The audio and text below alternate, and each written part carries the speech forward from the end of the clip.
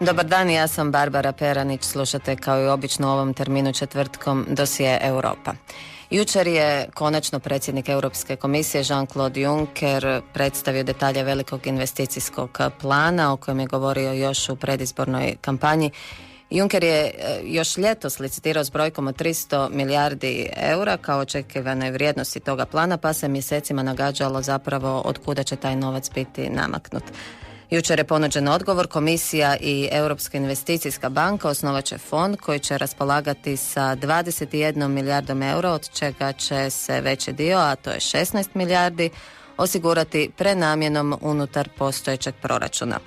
Taj početni kapital onda treba služiti za povoljno kreditiranje, biti poluga za privlačenje stranih, odnosno privatnih investitora. U komisiji se nadaju da će taj javni novac potaknuti privatnike da ulažu svoj novac i za svaki uloženi euro tog javnog novca trebali bi privatnici uložiti negdje 14 do 15 eura svog novca. Tako bi na kraju željena suma za financiranje dosegla tih 315 milijardi eura, što bi povećalo BDP Unije, otvorilo više od 1 milijun radnih mjesta i tako lančano dalje podignulo na noge europsko gospodarstvo. Eto, u dosjeu Europa govorimo upravo o tom investicijskom planu. Emisiju kao i obično radimo u suradnji s mrežom Euronet Plus, mrežom 15 europskih radija i nadamo se da će se i naš glas zapravo daleko čuti do tih 15 stanica, pa ćemo vidjeti kako zajednički komentiramo ovo što se jučer dogodilo. U zagrebačkom studiju je predavačica sa Zagrebačke škole ekonomije i menadžmenta, gospođa Vedrana Pribičević. Dobar dan. Dobar dan.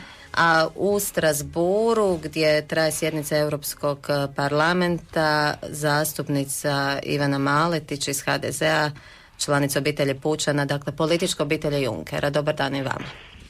Dobar dan, Barbara, vama i slušateljima i gošći u studiju. Gospođo Maletić, evo, Božić ove godine dolazi ranije, Europska unija okreće novu stranicu, tako je jučer u Europskom parlamentu govorio predsjednik komisije. Je li njegov plan doista pravi božićni dar ili samo utješna nagrada? Pa definitivno je da Europa mijenja svoj smjer, znači iz Europe stabilnosti i štednje o kojoj je Barroso uvijek govorio, pretvara se u Europu koja ide u investicije, rasti i otvaranje radnih mjesta i to stavlja u prvi plan. Ono što je ovaj investicijski plan i što je u biti naglasio gospodin Katainen, znači potpredsjednik Europske komisije, u biti mislim da je on glavna osoba koja je upravo radila na investicijskom planu uz samog predsjednika i ostale povjerenike, ali on je taj koji je nositelj. On je u biti sam naglasio da taj investicijski plan nije jedna stimulirajuća mjera. Dakle, nije riječ sad o 350 milijardi koje se ubacuju u europsko gospodarstvo preko projekata odmah, nego je riječ o procesu i o jednom programu koji tek treba implementirati, a koji se sastoji od 3 osnovna stupa. Sad ćemo vjerojatno tijekom emisije malo ući u te stupove. Znači, to je jedan kompleksan skup mjera koje treba provesti da bi se zaista pokrenuo taj rast i da bi se počela otvarati radna mjesta. Dakle, ali ono što je definitivno vezano uz ovaj investicijski plan je da je Europska komisija pokazala jedan novi smjer, jedan novi put u kojim Europska unija želi krenuti. Tako da, evo, mijenja se u biti način razmišljanja i rada i na razini europskih institucija. Gospođo Pribičević, dijelite li vi to mišljenje i kad biste vi odgovarali na pitanje je li Božić došao ranije, sudeći po onome što je jučer izneseno u Europskom parlamentu, biste li se složili? Pa evo, ja bih prvenstveno bila vrlo, kao ekonomist nekakve akademske provincijencije, vrlo skeptična naspram ovakvih mjera, pogotovo zato jer nam je poznato da likvidnost u sustavu već postoji. Dakle, unazad zadnjih par mjeseci Europska centralna banka je počela provoditi takozvano kvantitativno otpuštanje, quantitative easing, koje je do sada bila uglavnom odlika Feda, te samim time američke centralne banke i samim time u sustav otpustila velike količine količine novca. Međutim, investiranje se nije nažalost oporavilo, prvenstveno zato jer postoji manjak potražnje zapravo za tim novostvorenim novcem. I bojim se da nekakvi financijski inženjering, što ovaj program zapravo jest, prvenstveno, jel da je to jedan proces, jedna sinergija između dakle Europske investicijske dakle banke i privatnih investitora, zapravo na neki način ne rješava taj problem nedostatka investiranja. Eto, to bi bilo za početak. Gospođo Maletić, evo, jednu od one 3 temeljne točke zapravo smo dodirnuli, a to je mobiliziranje sredstava za investiranje bez povećanja javnih dugova. Druga važna točka jesu ulagački projekti i treća važna točka je uklanjanje nekakvih administrativnih barijera ulagačima, odnosno detektiranje uskih grla, možemo ih tako nazvati. Što vi mislite, ovo oko projekata zapravo je dosta, čini mi se, ostalo nekako maglovito i nerazjašnjeno, zato što uostalom i u prvim komentarima koje se moglo iščitati u medijima i kancelarka Njemačke upozoravala Angela Merkel da treba vidjeti koji su to projekti. Dakle, ima li doista komisija nekakav portfelj projekata? Pa ovako, znači prvo ću se malo referirati na ovo što je profesorica Pribičević naglasila. Dakle, to su definitivno naglasili i gospodin Juncker i Katainen, da je činjenica da je Europa likvidna. Znači, financijskih sredstava ne manjka, oni su toga svjesni i svjesni su toga da jednostavno nikako da sad ta sredstva krenu iz banaka prema poduzetnicima, prema gospodarstvu, jer je jednostavno došlo do prevelikog rizičnog dijela ulaganja u aktivama banaka i banke se više ne usuđuju kretati dalje u neke rizičnije projekte. Upravo su zato naglasile da je svrha ovog novog fonda baš potaknuti i pomoći investiranje rizičnijih projekata u koje banke nikako da kreću. Znači da jednostavno se stvori taj jedan novi financijski potencijal za projekte koji ne mogu doći do financiranja. I ono što su posebno naglašavali je da se Europi događa to da u biti poduzetnici i investitori žele investirati i da kažu da je Europa povoljno okruženje što se tiče i privlačna za investitore, ali je zaobilaze jer nikako ne mogu doći do tih projekata i zanimljivih investicija u koje vrijedi ulaziti. I onda su na taj način obrazlažući rekli da je ključan taj drugi stup ovog programa, a to je u stvari prepoznavanje i priprema projekata, odnosno stvaranje tog project pipeline-a. Dakle, ono što je cilj je zatražiti od svih država članica da u skladu sa svojim nacionalnim prioritetima razvoja izvuku te svoje strateške projekte koji su im ključni za postizanje gospodarskog rasta i razvoja i da se onda ti strateški projekti podupru iz ovog novog fonda, Europskog strateškog investicijskog fonda koji se stvara zajedno sa Europskom investicijskom bankom, sredstvima iz europskog proračuna, a koji bi onda potaknuo financiranje tih sredstava. Znači, tih projekata. Dakle, jedan dio iz fonda bi bio usmjeren na te strateške projekte na razini država članica, ključne za njihov gospodarski rast i razvoj, a drugi dio sredstava bi išao baš prema projektima srednjih i malih poduzetnika. Mnogi, dakle, ne mogu doći na razini čitave Evropske unije do financijskih sredstava i sad se kroz ovaj novi fond pokušava potaknuti, dakle, to rizičnije ulaganje u srednje i male poduzetnike. Dobro, s tim da se, znači, ne znaju se točni projekti, međutim, određena su i naznačena su područja, željena područja ulaganja, kao tako je, željena područja. Mreža. ona u biti proizlaze iz činjenice da se dio sredstava izdvaja iz Horizona 2020, a to je znači Obzor 2020, to je program koji je usmjeren na inovativne projekte u znanosti i znanstveno-istraživačke projekte. Dakle, daje se prednost investicijama iz znanosti i inovacijama iz znanosti, a drugi dio proizlazi iz European Connecting Facility, znači onog programa na razini Unije za povezivanje Europe, a to odmah govori da će u prvi plan ići projekti koji su vezani uz energetiku, uz prometnu infrastrukturu, a onda su još nadodali znači u svojim prezentacijama i projekte društvene infrastrukture i to s posebnim naglaskom na škole i bolnice. Čak je gospodin Juncker pokušao to tako jako približiti da je govorio da ima viziju novih škola sa modernom opremom koje rade preko kompjutera na novim programima, isto tako i bolnica koje su digitalizirane, dobro povezane sa najnovijom opremom, obnovljene i tako. Tako da, znači to je isto jedna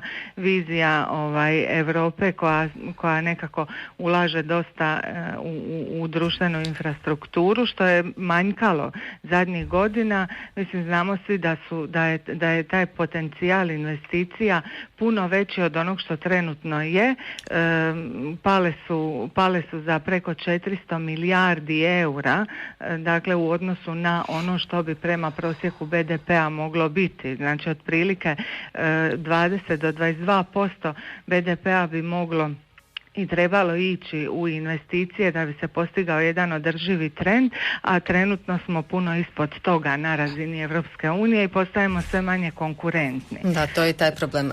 Gospođo Pribičević, evo ova ulaganja u javne projekte, u velike javne radove, doduše nije, ali recimo škole, dakle objekte od javnog interesa, nekako vuku na asocijaciju na novi deal. Međutim, je li se može uopće ovaj prijedlog nazivati novim dealom? Pa u svakom slučaju ovo je jedan vrlo oštri zaokret što se tiče ekonomske politike s obzirom na prethodnu politiku štednje, takozvanog austerity-a, ne? Ja mislim da s jedne strane sigurno će investiranje u znanost donijeti određena područja u kojima se očekuje zapravo najveći potencijal za inovativnost, sigurno Europskoj uniji donijeti nekakve velike beneficije u budućnosti. Ali mislim da često puta političari zaboravljaju da ekonomski rast prvenstveno dolazi iz privatnih investicija, ne iz javnih, pogotovo zato što u zemljama sa korupcijom, u zemljama koje imaju problema dakle sa koruptivnim aktivnostima, javne investicije zapravo su vrlo plodno tlo za takve aktivnosti. I shodno tome, to postoje solidni empirijski dokazi, ja sam se time bavila kao znanstvenik, imam neke radove objavljene iz toga, tako da javne investicije svakako mogu biti dobar zamašnjak, ali Europa kao takva je jedna vrlo heterogena skupina zemalja sa vrlo, vrlo različitim institucionalnim okvirima i bojim se da će u zemljama kao što je Hrvatska, koja zapravo ima veliku i slabu državu, zapravo ta efikasnost eventualnih javnih investicija biti ponešto i smanjena.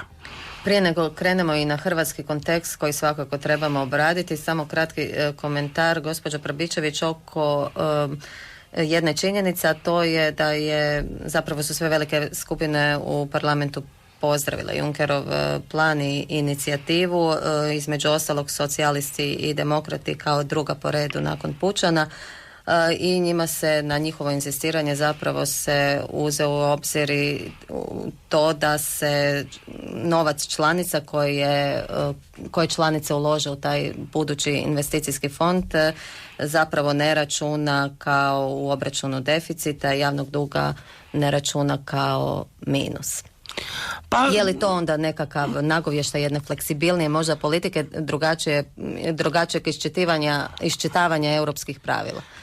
Ovako, mislim da je bitno za naglasiti da takva vrsta fleksibilnosti u vođenju javnih financija, pogotovo statistike javnog duga zapravo i nije baš pretjerano sretno rješenje. Pogotovo znamo da je kreativno računovodstvo u tom.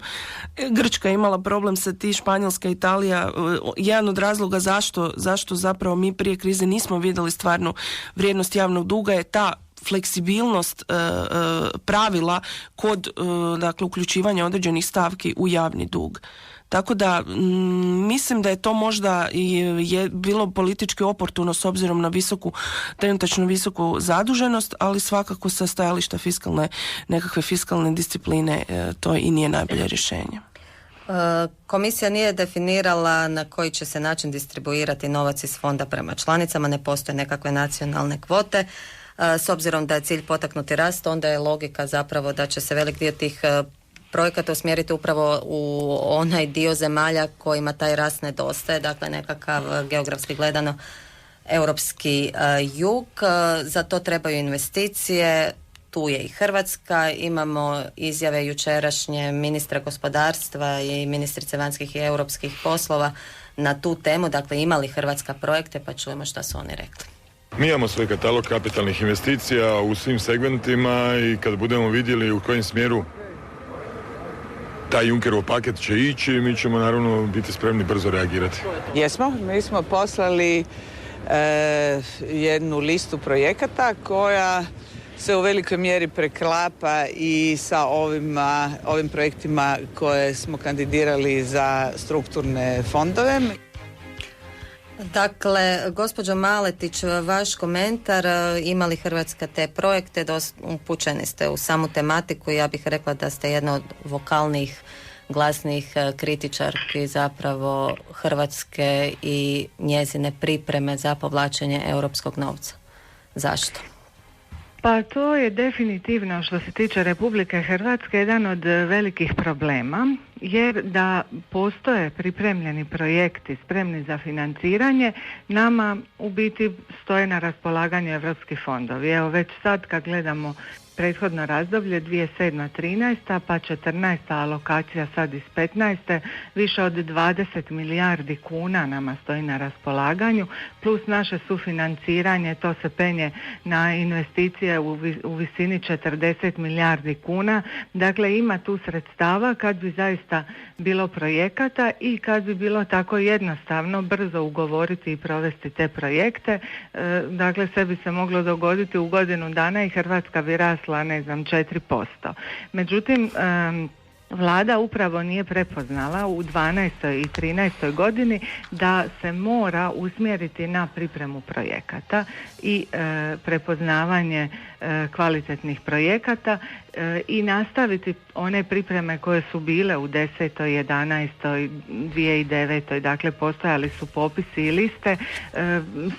Puno projekata je trebalo ići u realizaciju 2012. Sve je odgođeno na kraj 13., kraj 14., kraj 15. Stalno se pomiču ti rokovi.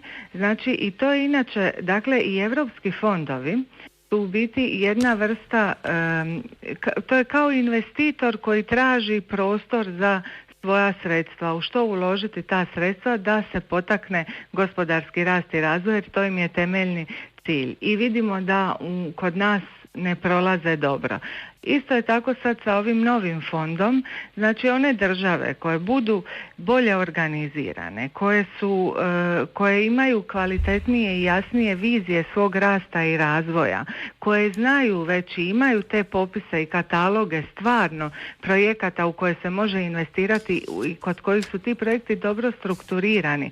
Jer problem je što se investitor ne želi baviti strukturiranjem projekata, definiranjem što bi mogao, kako bi mogao, naviknuli su da dobiju od država koje su željne investicija to na gotovo.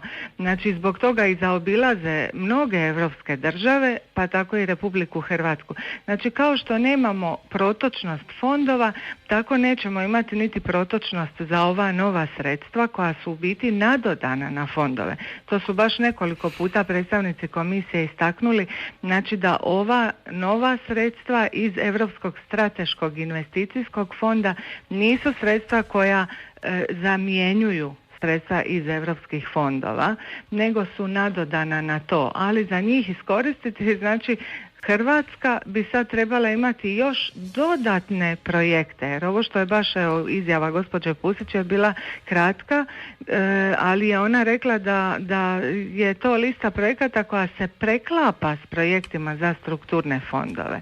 Znači nije bit u tome, bit je da mi iskoristimo kompletne strukturne fondove, strukturne i investicijske fondove, a da onda još nadodano neke projekte koje u kombinaciji s privatnim investicijama i privatnim sektorom želimo potaknuti da za to iskoristimo ovaj novi Europski strateški investicijski fond.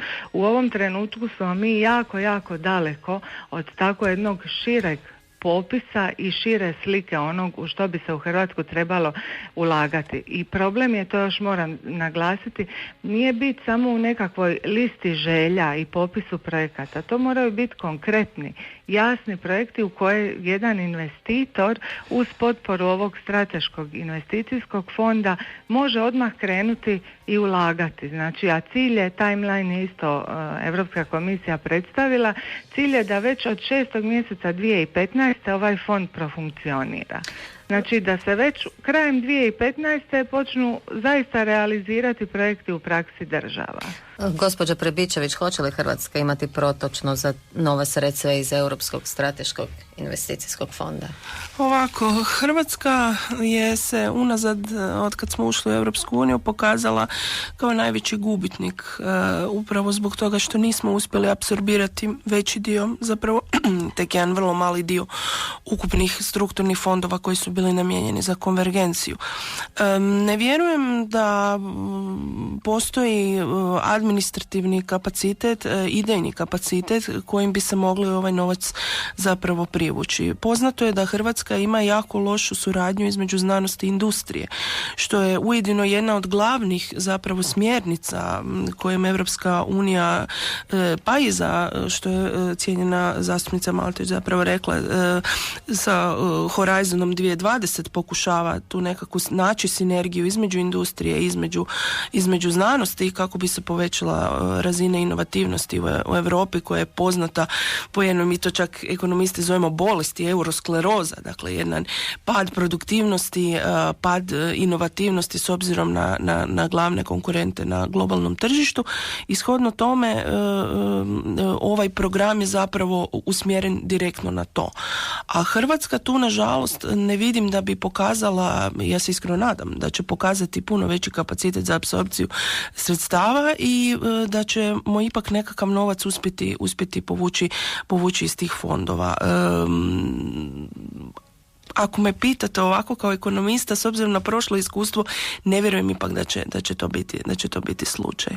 Jučer je evo najavljeno da se zapošljava dodatnih 349 ljudi upravo na poslovima koji su vezani uz europske fondove u državnim institucijama. Za sada trenutno, prema onome što je naveo ministar EU fondova gospodin Grčić, na poslovima administracije fondova zaposleno je 1000 osoba, raspoređene su 27 državnih institucija, dakle povećava se broj, možda će ipak onda biti povećani učinak. Pa trebaju nam projekti, a ljudi, onda možete ljude, uvijek prvo morate imati kvalitetan projekt, kvalitetan izvedbeni plan, kvalitetnu ideju, a ljude onda možete zaposliti naknadno.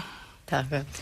Evo, u posljednjoj smo minuti emisije, gospođo Maletić, danas u parlamentu je glasanje o nepovjerenju, jel tako, gospodinu Junckeru, međutim to će, koliko se zna iz političkih omjera snaga i onoga što je bilo u raspravi, proći prilično bezazleno, jer rasprava je održana u ponedjeljak.